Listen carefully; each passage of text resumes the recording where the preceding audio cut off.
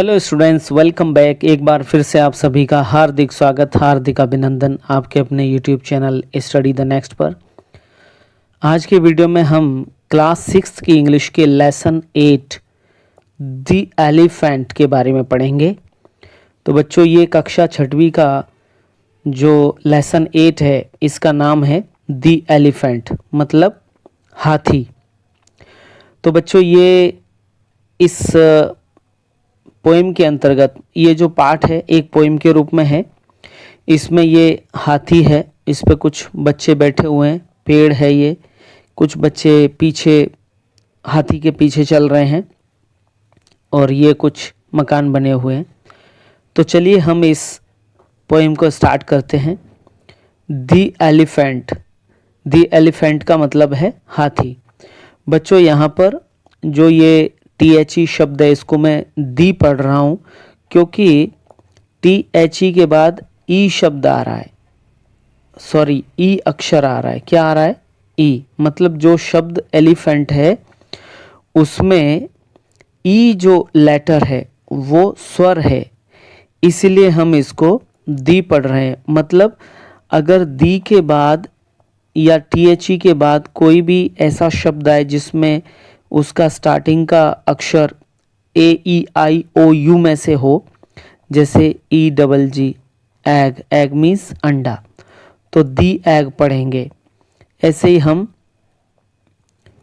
The answer पढ़ेंगे। ये नियम है बच्चों, दी आंसर पढ़ेंगे। और बाकी जो THE के बाद अगर जैसे डॉग आता है तो हम इसको द डॉग पढ़ेंगे, क्योंकि ये वावेल या स्वर नहीं है, कॉन्सोनेंट है। तो ये द पढ़ेंगे यहाँ पर। बाकी अन्य में जिसमें ये स्वर के रूप में आ रहा है उसमें हम दी पढ़ेंगे। तो चलिए इसको हम पढ़ेंगे दी एलिफेंट, हाथी। अब हम इस पोएम को स्टार्ट करते हैं। चलिए। हेयर कम्स द एलिफेंट या द एलिफेंट। हेयर मीन्स यहाँ, कम्स मीन्स आता है, द एलिफेंट मीन्स हाथी। यहाँ हाथी आता है। Swaying along with his cargo of children. Swaying कहते हैं लहराता हुआ या झूमता हुआ। Along with his cargo of children. Cargo कहते हैं जो जहाज पर सामान लदा होता है, उसको हम कार्गो कहते हैं। तो बच्चों, यहाँ पर जो हाथी की पीठ पर बच्चे बैठे हैं, उन बच्चों को ही हम, इस कवि ने इसमें कार्गो की संज्ञा दी है। मतलब जो बच्चे हैं वो जिस प्रकार जहाज पर सामान लदा रहता है, उसी प्रकार हाथी की पीठ पर ये बच्चे बैठे हुए हैं। तो इन बच्चों को ही कार्गो की संज्ञा कवि ने दी है। तो इसका अर्थ होगा कि यहाँ हाथी झूमते हुए, कार्गो ऑफ चिल्ड्रन मतलब बच्चों को अपने ऊपर बिठाए हुए, लहराते हुए आता है, झूमते हुए आता है। कहने का मतलब है यहाँ हाथी झूमता हुआ बच्चों को अपने ऊपर बिठाकर आता है, लहराता हुआ आता है। All singing a song to the tinkle of laughter. Singing कहते हैं गाते हुए, a song means एक गाना। To the tinkle, tinkle कहते हैं बच्चों टन टन की जो आवाज़ होती है उसको क्या कहते हैं? टिंकल।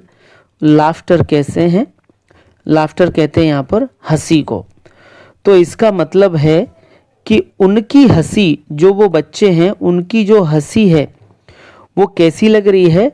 घंटी की टन टन की आवाज़ के जैसे लग रही है। मतलब जो बच्चे गाना गाते हुए आ रहे हैं तो वो साथ साथ हंस भी रहे हैं, तो उनकी हंसी कैसी लग रही है? घंटी की टन टन की आवाज़ के जैसी लग रही है। अब हम इन लाइन को अगर सीधे सीधे कहें तो हम कह सकते हैं कि सभी बच्चे गाना गा रहे हैं और उनकी हंसी घंटी की ध्वनि के समान लग रही है। अगली लाइन देखते हैं, he goes on his way, वह अपने रास्ते पर चलता जाता है, अर्थात वह अपने रास्ते पर जा रहा है। And his cargo of children, मतलब उसकी पीठ पर जो बच्चे बैठे हुए हैं, have crowned him with may का मतलब बच्चों यहाँ पर ये बुक के नीचे दिया गया है कि द वाइट और pink flowers of the Hawthorne a bush. इसका मतलब है एक झाड़ी है नागफनी की, तो उस नागफनी की जो पेड़ हैं या नागफनी का जो पौधा है उसके जो फ्लावर्स होते हैं मतलब फूल, वो वाइट और पिंक कलर के होते हैं, सफ़ेद और गुलाबी कलर के उसके जो फूल होते हैं उनको यहाँ पर कवि ने कहा है मे का मतलब है नागफनी के जो पौधे हैं उनके फूल। तो कवि यहाँ पर कहता है कि he goes on his way, वह हाथी अपने रास्ते पर चला जा रहा है। And his cargo of children, और जो उसकी पीठ पर जो बच्चे बैठे हुए हैं यानी जो उसका कार्गो है, अर्थात हाथी की पीठ पर जो बच्चे हैं जिसको कवि ने कार्गो की संज्ञा दी है, सामान के जैसा उनको समझा है, तो वे बच्चे कैसे सुशोभित हो रहे हैं, have crowned him with may, him मतलब ये हाथी के लिए आया है, तो हाथी को उन्होंने मुकुट के जैसा पहना दिया है। मतलब जो बच्चे उस हाथी की पीठ पर बैठे हैं ये बच्चे, तो वो ऐसा लग रहा है कि हाथी का मुकुट बन गया है। किन से बन गया है बच्चों? इस हाथी का मुकुट इन बच्चों से बन गया है। तो कवि यहाँ पर कह रहा है कि जब हाथी इन बच्चों को अपनी पीठ पर बिठाकर चलता जा रहा है तब ये बच्चे उसके लिए मुकुट जैसा बन गए हैं। लेकिन वो मुकुट किसके जैसा बन गए हैं? जो एक फूल आता है नागफनी का, मे, जिसको मे की नाम से दिखाया गया है, तो मे नामक फूलों के मुकुट जैसा उसके लग गया है। किसको मुकुट बन गया है? किसके लिए बन गया है? हाथी के लिए। चलिए हम अब अगली लाइन पढ़ते हैं। His legs are in leather. His legs मतलब उसकी जो टांगे हैं, उसके पैर हैं, और इन लेदर मतलब चमड़े के हैं। हाथी के जो पैर हैं वो बच्चों मोटी खाल यानी चमड़े के बने हुए हैं। एंड पैडेड, पैडेड का मतलब है गद्दीदार। हिज टोस, इसका मतलब है टोस कहते हैं बच्चों पैरों के जो अंगूठे होते हैं उनको भी कहते हैं और पंजों को भी कहते हैं। पैरों के जो पंजे हैं मतलब हाथी के जो पैर हैं, तो पैरों के जो पंजे हैं वो कैसे हैं बच्चों? पैडेड, गद्दीदार। मतलब हाथी की टांगें चमड़े की बनी हुई हैं और उसके जो पैर हैं और पैरों के जो पंजे हैं वो कैसे हैं? गद्दीदार हैं, मतलब थोड़े स्पंजी हैं, नरम हैं। He can root up an oak, oak कहते हैं बच्चों एक पेड़ है जिसको ओक ट्री के नाम से जानते हैं। तो he can root up, root up का मतलब है जड़ से उखाड़ देना या निकाल देना। तो वह जो हाथी है उस ओक ट्री को, मतलब ओक का जो पेड़ है उसको जड़ से उखाड़ सकता है। किसकी सहायता से? With a whisk of his nose, मतलब जो अपनी सूंड है उस सूंड के विस्क कहते हैं झटके या तेजी से मूवमेंट के कारण, तेजी से जो झटका लगता है उसकी सूंड का या नाक का, अपनी नाक से तेजी से उस पेड़ को वो उखाड़ सकता है। With a wave of his trunk, अपनी ट्रंक कहते हैं सूंड और वेव कहते हैं यहाँ पर एक तरीके से उसके मूवमेंट से यानी झटका, यहाँ पर भी कहेंगे हम एक तरीके से सूंड के झटके से सूंड के झटके से वह अपनी नाक के द्वारा तेजी से ओक के पेड़ को उखाड़ सकता है, अर्थात हाथी बहुत ताकतवर है। And a turn of his chin, और अपनी चिन कहते हैं उसकी जो ठोड़ी होती है, ठोड़ी बच्चों इसकी बात कर रहे हैं, ये जो इसका जो चिन्ह होगा ये, तो इस चिन्ह की सहायता से वह क्या कर सकता है, वह अपनी ठोड़ी को मोड़ते हुए, मतलब एक टर्न से, ठोड़ी के एक टर्न से अर्थात ठोड़ी को मोड़ते हुए क्या कर सकता है, he can pull down a house. Pull down मतलब गिरा देना, ढहा देना, वह एक मकान को भी गिरा सकता है। और पिक अप अ पिन, और एक छोटी सी जो पिन होती है या आल पिन होती है, ऑल पिन होती है, उसको भी वह उठा सकता है। तो बच्चों इस प्रकार ये आपके इन लाइनों के अर्थ हो गए। अब हम एक लास्ट स्टेंजा देखते हैं।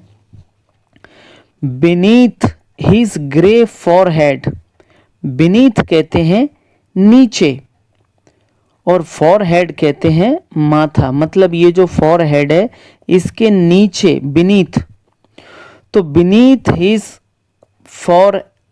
ग्रे फॉरहेड, ग्रे कहते हैं बच्चों स्लेटी कलर, तो जो हाथी है वो स्लेटी कलर का होता है, इसलिए यहाँ ग्रे शब्द आया है। तो बीनीथ हिज ग्रे फॉरहेड, उसके स्लेटी माथा या सिर, माथा कहेंगे, फॉरहेड जो माथा है उसका, तो वो स्लेटी माथे के नीचे a little eye peers, peers का मतलब है झांकना, झांकना, तो लिटिल आईज का मतलब है छोटी छोटी आंखें, या अ लिटिल आई दिया है तो इसका मतलब है एक छोटी आंख। तो इसका मतलब है कि ये जो फॉरहेड है इसके नीचे एक छोटी आंख झांकती है। इसका मतलब हम ये भी कह सकते हैं कि हाथी के ग्रे फॉरहेड के नीचे एक छोटी आंख दिखाई देती है या झांकती हुई नजर आती है। Of what is he thinking, अब ये इसका मतलब है ऑफ वॉट मतलब जिसके बारे में वह सोच रहा है, यानी ये कह सकते हैं कि वह क्या सोच रहा है, किसके बारे में सोच रहा है। Between those wide years, wide years मतलब बच्चों ये इस तरफ, वाइड मीन्स चौड़ा और ईयर मीन्स कान, तो बच्चों एक कान इधर भी होगा इसके, ये तो इधर है, इसका मतलब इस कान और इस कान के बीच में ये माथा है, इसीलिए वाइड ईयर्स का यूज किया गया है। वाइड ईयर्स मतलब उसके दोनों जो चौड़े कान हैं उनके बीच में उसका जो दिमाग है वह क्या सोच रहा है, इससे पता चलता है कि हाथी के जो कान है उसके बीच में जो माथा है उससे वह ज़रूर कुछ सोच रहा है। क्या सोच रहा है यह तो वो हाथी ही जानता है। तो इस प्रकार बच्चों आपकी ये पोएम कंप्लीट हो गई। इसमें हम इस पोएम के जो राइटर हैं या लिखने वाले उनके बारे में जानते हैं, वो हैं हर्बर्ट एस्क्विथ। इसको भी याद रखना है क्योंकि बच्चों ये एग्ज़ाम में कभी कभी पूछा जाता है। तो इस पोएम के जो राइटर हैं, लिखने वाले हैं, वो हैं हर्बर्ट एस्क्विथ। अब इस पोएम के नीचे एक मैसेज दिया गया है, उस मैसेज को हम पढ़ते हैं। तो चलिए देखते हैं। नेचर, फिर से देखते हैं कलर चेंज करके। Nature teaches beasts to know their friends. Beast का मतलब होता है जो जानवर होते हैं या पशु होते हैं उनको बोलते हैं बीस्ट।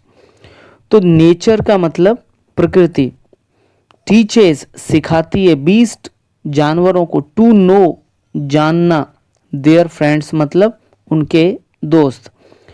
प्रकृति जानवरों को उनके दोस्तों को जानना सिखाती है, यानी दोस्तों को पहचानने के बारे में जानना सिखाती है कि उनके दोस्त कौन कौन हो सकते हैं। तो बच्चों इस प्रकार आपका ये दी एलिफेंट जो पोएम था वह कंप्लीट हुआ। वीडियो आपको कैसा लगा इसके बारे में ज़रूर बताएं। वीडियो अच्छा लगा हो तो वीडियो को लाइक शेयर ज़रूर करें और साथ ही साथ प्लीज़ चैनल को सब्सक्राइब करें, जिससे आपको नोटिफिकेशंस समय समय पर मिलते रहें। और आपसे अनुरोध है कि अगर आपको वीडियो अच्छे लगते हों तो आप चैनल से जुड़ें और अपने साथियों को भी जोड़ने के लिए कहें। नेक्स्ट वीडियो में इसके एक्सरसाइजेस के साथ फिर उपस्थित होते हैं। तब तक के लिए धन्यवाद।